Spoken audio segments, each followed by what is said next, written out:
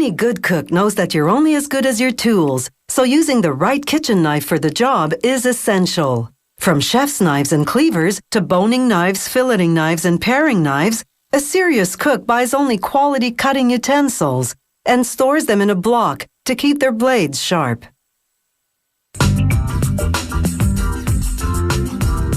Today's blades are truly a cut above the stone tools that cavemen used. Knife making is now a science, producing tools that really give you that edge in the kitchen. First, they roll out steel by the sheet from a big coil. Then, this machine called a press cuts out the blades with a punch. And it really does pack a punch. It brings 110 tons of pressure to bear in order to make these steel cutouts. Next, things get really hot. They roll baskets full of the blade cutouts into a high-temperature furnace. The blades bake at 843 degrees Celsius for 2 hours. This hardens the steel.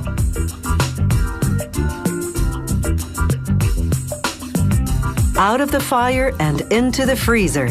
The blades chill out at sub-zero temperatures, minus 49 degrees Celsius, for 2 hours. This freezer is cooled by liquid nitrogen.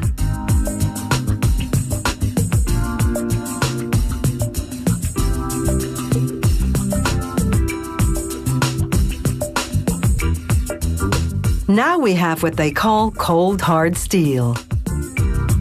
Next, they douse each blade with water while a belt grinder smooths the back of the blade and sparks fly. Continuous water keeps the steel cool and hard while a sander smooths the back of the blade.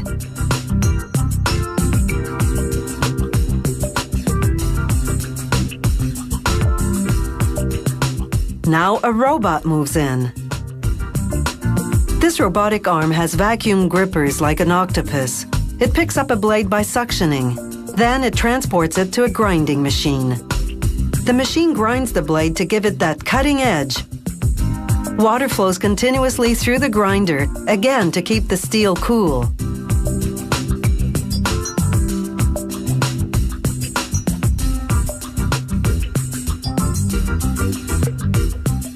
The robot keeps everything moving, putting a paring blade through the grinder every 12 seconds.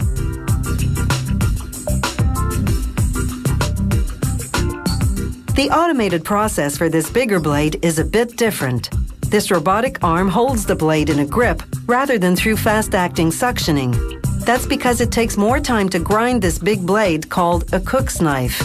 So this arm holds onto this blade a few seconds longer.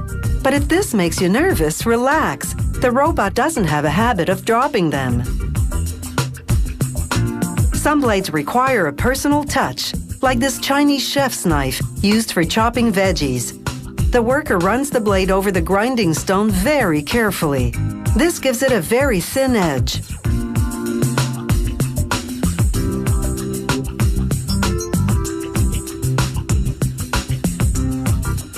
Then a laser burns the brand name onto the side of the blade.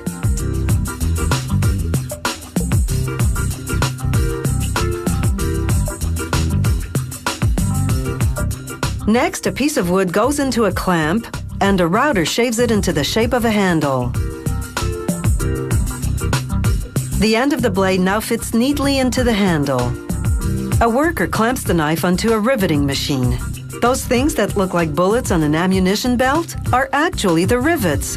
The machine forces the rivets into the handle from both sides. The rivets lock together inside the handle so they can never be taken apart. Rivets are forever.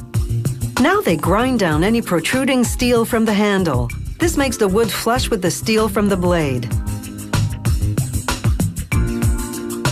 The piece of metal that extends into the handle is called the tang. It gives the knife weight and balance. Finally, they hone the knife between two stone grinding wheels. With this kind of an edge, these knives will slice paper.